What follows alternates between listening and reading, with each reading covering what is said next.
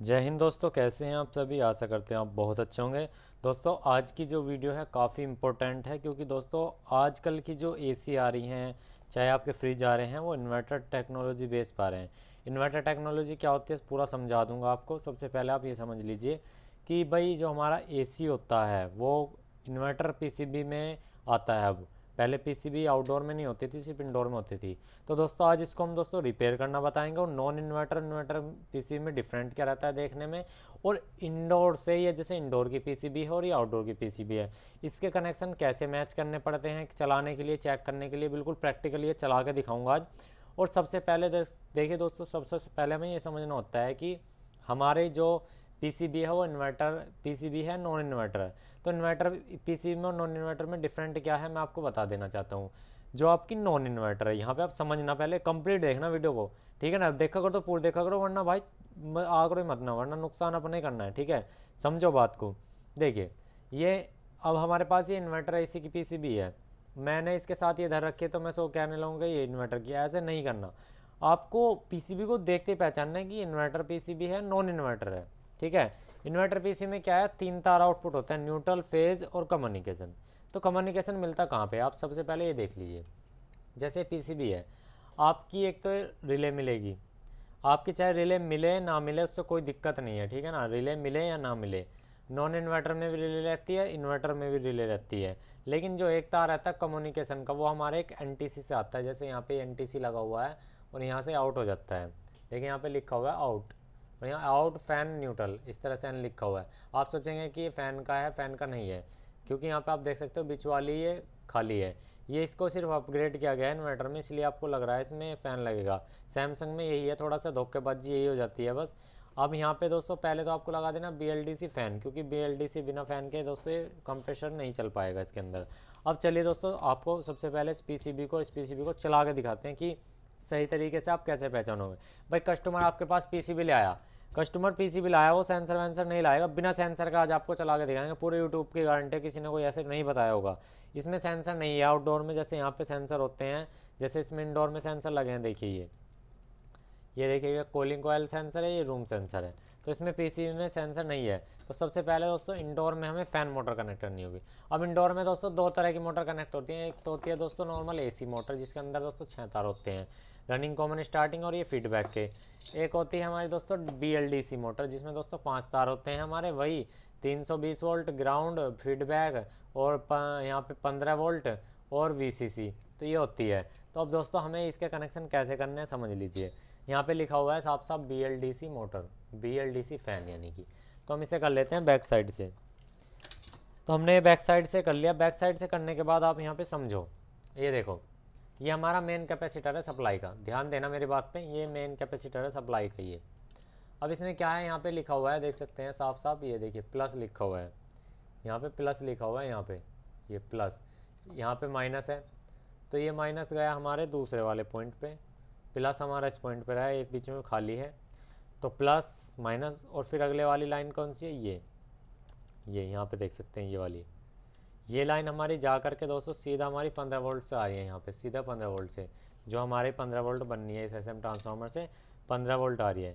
फिर अगला आ जाता है दोस्तों हमारा जो होता है इसमें फीडबैक का, सॉरी VCC का। ध्यान देना भी मेरी बात पे, यहाँ 5 तार होते हैं, प्लस वाला वायर, माइनस वाला वायर, 15 वोल्ट वाला वायर, और यहाँ पे दोस्तों जो हमारा लगता है, इसमें लगता है ये येलो वाला, जिसमें हम VSP बोलते हैं, जैसे जैसे धीरे धीरे स्पीड होती है। और लास्ट में लगता है हमारा ब्लू, जो कि फीडबैक के लिए। तो चलिए दोस्तों, आपको तार कनेक्ट करके अभी पीसीबी कंप्रेसर चला के दिखाऊंगा, पूरा चला के दिखाऊंगा कि सैमसंग की पीसीबी में दोस्तों आप इन्वर्टर पीसीबी में बिना सेंसर के कैसे आप चला सकते हैं। तो आज का हमारा टॉपिक यही है, तो वीडियो को कम्प्लीटली बने रहें। मेरा मानना तो ये है भाई, वरना नुकसान बहुत बड़ा हो जाएगा। इस चीज़ की गारंटी लेना, पूरे यूट्यूब पर ढूंढ लेना, इस तरह से आपको कोई भी नहीं बता पाएगा। तो हम यहाँ पे लगा लेते हैं, वाइट वाला 15 वोल्ट का तार है, जहाँ की इसमें 15 वोल्ट चलती हैं। अगले वाला दोस्तों हमारा लगता है इसमें येलो, जो कि दोस्तों वेरिएबल सप्लाई के लिए होता है, ठीक है। इसे सही से लगाएंगे, वेरिएबल सप्लाई के लिए। अगला होता है ब्लू कलर का फीडबैक के लिए, कि भाई मोटर की स्पीड कितनी इतनी रखनी है, कितनी चलानी है, इस हिसाब से कि हाँ मोटर चालू है नहीं है। तो ये तो हो गया। अब हमारा इसमें इंडोर पीसीबी हमारी क्लियर है।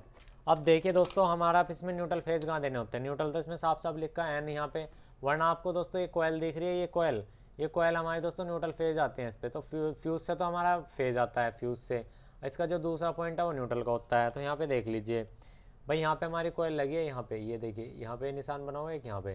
तो यहाँ पे देखिए, एक तो ये पॉइंट आ गया, यहाँ आ गया डायरेक्ट न्यूट्रल पे, और एक दूसरा पॉइंट कहाँ पे चला गया हमारा, यहाँ से गया, देखिए ये देखिए दूसरा पॉइंट कहाँ पे हमारा, यहाँ आया, यहाँ से फ्यूज़ लगा, फ्यूज़ लगने के बाद सीधा यहाँ।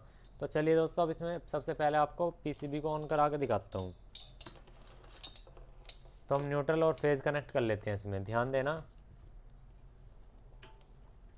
अभी हम न्यूट्रल कनेक्ट करेंगे जो कि हमारा दोस्तों कोने पे है, फेज़ वाला भी कोने पे है फ्यूज़ के साथ जो है, ये देखिए। अब पीसीबी हमारी ऑन हो जाएगी, ठीक है ना। यहाँ तक हमारा पीसीबी को ऑन करने का सिस्टम पता लग गया आपको। अब यहाँ से पीसीबी ऑन कर देंगे। सॉरी, यहाँ पे अभी मैंने न्यूट्रल नहीं दिया, ये न्यूट्रल इधर देना था, ये न्यूट्रल पे आ गया, ठीक है जी। यहाँ पे हमारा न्यूट्रल पे आ गया, आप देख सकते हैं 24 डिग्री लिखा हुआ आ चुका है। एक न्यूट्रल पे लगाया, एक फेज़ पे लगाया।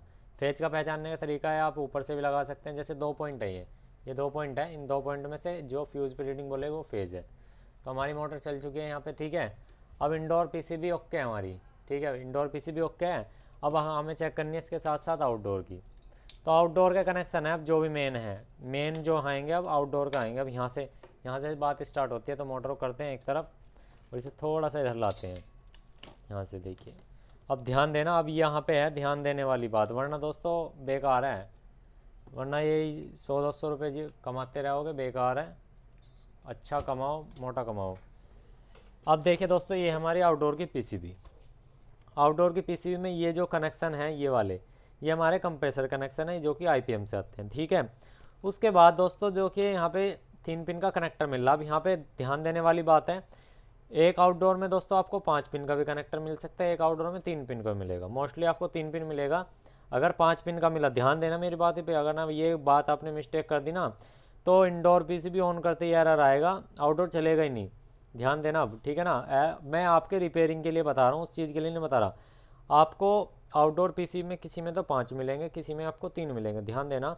अब जो 5 वाला है, 5 वाले में क्या है, पहले तो इंडोर पे सप्लाई जाएगी मेन सप्लाई, तब आउटडोर पर, सॉरी पहले आउटडोर पे सप्लाई जाएगी तब इंडोर पे जाएगी।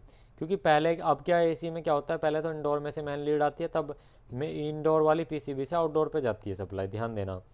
अब क्या है, पहले के एसी में क्या था, पहले आउटडोर पे मेन लीड जाती थी, और जनरल या हिटाची या दोस्तों ये होते थे, क्या नाम है, जो आपके मित्सुबिशी, आउटडोर पे सप्लाई से जब इंडोर पे जाती थी पहले, ठीक है। लेकिन ये 3 पिन से और 5 पिन से पता लगता। अगर नॉर्मल 3 पिन का है तो दोस्तों इंडोर से आउटडोर की तरफ है ये मेन सप्लाई, ये हम इंडोर की जिसमें डिस्प्ले होती है, जिससे हम ऑन ऑफ करते हैं। तो इंडोर से आउटडोर, अगर हमारा 5 पिन है तो आउटडोर से इंडोर, ये चीज़ याद रखना। अब हमें ये पता लग गया कि इंडोर से आउटडोर पे है सप्लाई, तो अब हम क्या करेंगे, इससे इन 3 तारों को कनेक्ट करेंगे। अब यहाँ पे 3 तार हैं, न्यूट्रल फेज और कम्युनिकेशन, ठीक है। यहाँ पे न्यूट्रल फेज कम्युनिकेशन। अब न्यूट्रल फेज कम्युनिकेशन हम इसमें देखेंगे, हम इसमें नहीं पता लगेगा कि भाई कलर कोड कौन सा है। तो देखिए, हमेशा याद रखना, जो ये फ्यूज़ के पास से जो वायर आएगा वो फेज होता है, हमेशा याद रखो इस बात का। उसके बाद दूसरा, फ्यूज़ के जस्ट बराबर में जो होगा एनटीसी वगैरह लग के कोयल पे जो डायरेक्ट गया होगा, वो हमारा न्यूट्रल होता है। और जिसका कम्युनिकेशन वाला वायर होता है वो उससे कुछ रेजिस्टेंस लग के, और एक हमारा दोस्तों ऑप्टोकपलर लग के कुछ इस तरह से होता है, वहाँ पे लिखा भी होता है COMM लिखा हुआ है कम्युनिकेशन। तो ब्लैक वाला कम्युनिकेशन का है, और ये रेड वाला है बीच में लाइव का, और ये हमारा दोस्तों न्यूट्रल का। तो हम दोस्तों अब इसमें 3 तार कनेक्ट करेंगे मेन पीसीबी से।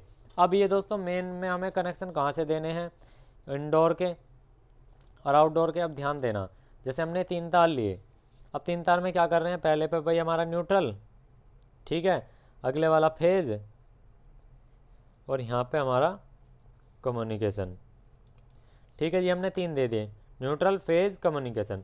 अभी इंडोर पीसीबी में से न्यूट्रल फेज कम्युनिकेशन कहाँ से देने हैं, तो पहले पीसीबी को कर लेना है आपको ऑफ। तो हमने पीसीबी को कर लिया जी ऑफ।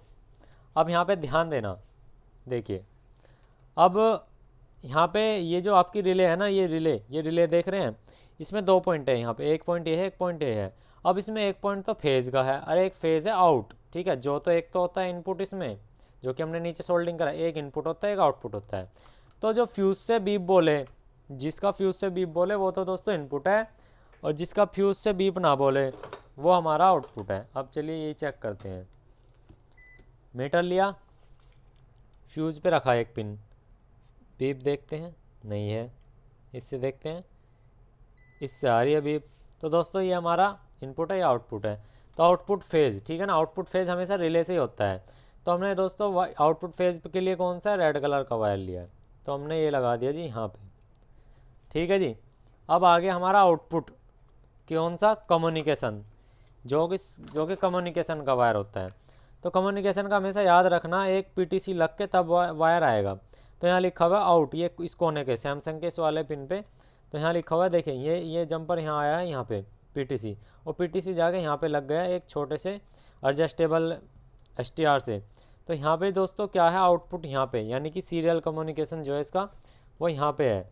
तो कम्युनिकेशन के लिए हमने वाइट वाला वायर लिया था, तो वाइट वाला लगा दिया। उसके बाद न्यूट्रल है, न्यूट्रल कोने पे था, मैंने बताया था आपको न्यूट्रल, तो ये हमने यहाँ पे न्यूट्रल लगा दिया। अब यहाँ तक हमारा दोस्तों इंडोर से आउटडोर कनेक्ट हो चुका है, देख सकते हैं आप, इंडोर से आउटडोर बिल्कुल प्रॉपर तरीके से कनेक्ट है। अब यहाँ पे हमें कुछ नहीं करना। अब रहेगा ये आउटडोर की पीसीबी बात।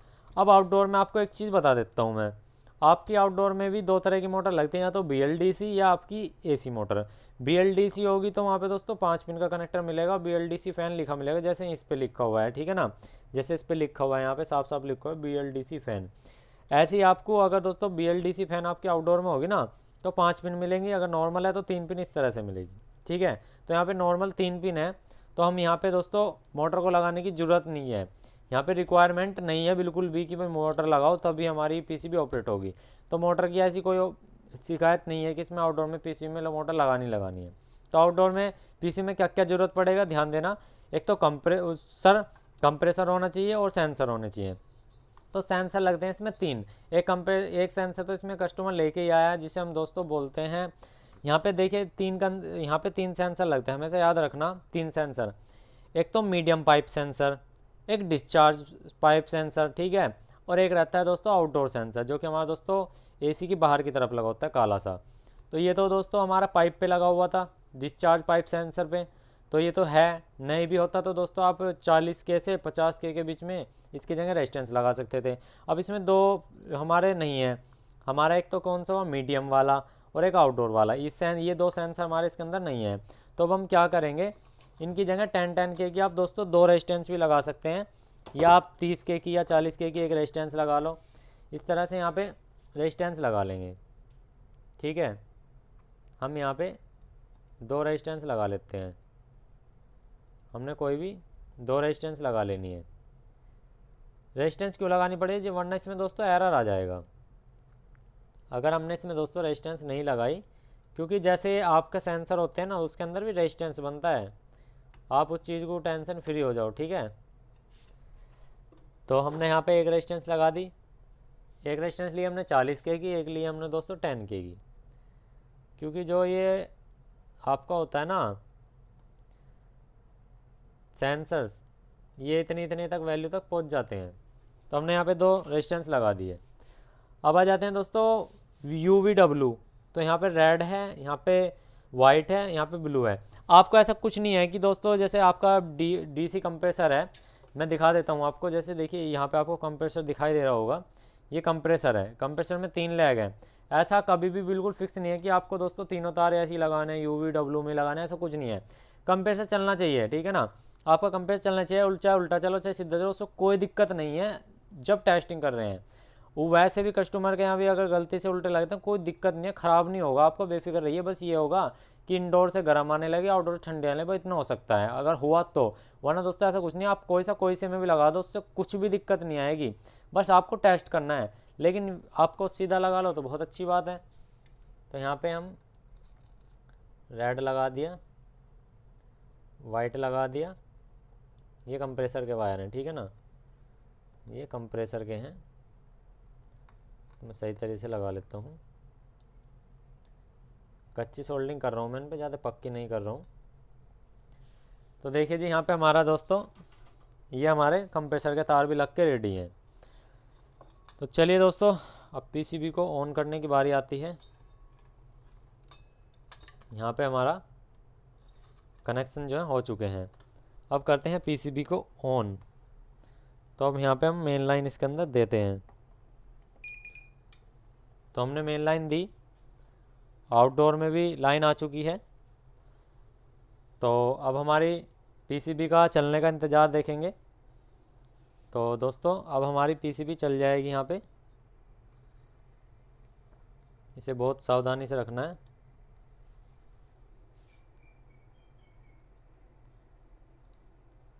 तो दोस्तों अभी हमारा कंप्रेसर चलने वाला है। ये देखिए 24 डिग्री, और अभी हमारा यहाँ पे कंप्रेसर चल जाएगा। ये देखिए 2 से 2.5 या 3 मिनट के आसपास लगेगा, इतने में थोड़ा वेट करते हैं, ठीक है।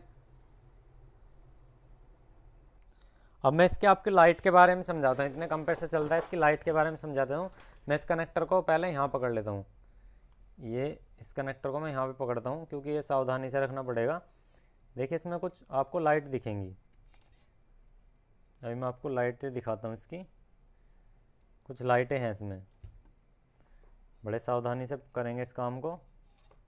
ये देखिए बैक साइड पे ले आया हूँ। अब आपको यहाँ पे कुछ लाइटें दिखेंगी। देखिए ये देखिए आपको यहाँ पे लाइट दिखाई दे रही होगी। यहाँ पे दोस्तों एक तो दिखाई दे रही है आपको रेड, एक है दोस्तों ग्रीन और एक है येलो। अब ये रेड तो है दोस्तों कंटिन्यू जलनी चाहिए। अगर रेड ब्लिंक कर रही है तो आपके सेंसर ख़राब है। अगर ये ग्रीन वाली ब्लिंक कर रही है इस तरह से धीरे धीरे, तो जो आपकी पीसीबी है वो पेंडिंग में है, अभी चलने वाली है। और जब ये ग्रीन दोस्तों इस तरह से ब्लिंक करने लग जाए ना कंटिन्यू, तब भी आपके सेंसर्स ख़राब हैं, या आपका कंप्रेसर फेलियर हो चुका है, या आपके इंडोर पे ज़्यादा वोल्टेज आ रही है। और ये रेड वाली जो है ये कंटिन्यू जलनी चाहिए। अगर कंटिन्यू नहीं जलती है तो दोस्तों पीसीबी में कोई ना कोई फॉल्ट है। फॉल्ट के ऊपर हमने वीडियो बना रखी है। अब सैमसंग की पीसीबी है ये, तो मैंने आपको दोस्तों बता दिया क्या से क्या होएगा। अब 2-2.5 मिनट का समय लगेगा और पीसीबी हमारी ऑन हो जाएगी। देखिए दोस्तों मैं आपको एक छोटी सी बात बताता हूँ। जो ये एसी का जो काम होता है ना दोस्तों, बहुत ही सिंपल है, ज़्यादा कठिन नहीं है। अगर आपने पहले इवन थोड़ी बहुत भी स्टडी कर रखी है ना कंपोनेंट की, कि भाई क्या चीज़ कंपोनेंट कैसे है। देखिए आपसे लाइट चली गई है। अभी मैं इसको डायरेक्ट चलाता हूँ। अभी लाइट चली गई है यहाँ से। मैं इसे डायरेक्ट चेक कर रहा था, तो मैं इसे यहाँ पे दोबारा लगाता हूँ। तो सेट ऑन किया मैंने। तो दोस्तों पहले आपको इस चीज़ को काम करने से पहले आपको स्टडी करनी पड़ेगी किस चीज़ की, सारे कंपोनेंट की। और दोस्तों हमारी वीडियो देख लेना आप, उसमें सब कुछ बता रखा है। तो चलिए दोस्तों इसे सीधा स्टार्ट करते हैं। थोड़ा समय लगेगा, मैं पॉज करता हूँ, आपको दिखाता हूँ। तो दोस्तों कंप्रेसर स्टार्ट हो गया है चलना धीरे धीरे। तो ये देखिए कंप्रेसर में लाइट आ चुकी है। ये देखिए तार भी इसी के लगे हुए हैं तीनों। ये देखिए, ठीक है ना। ये देखिए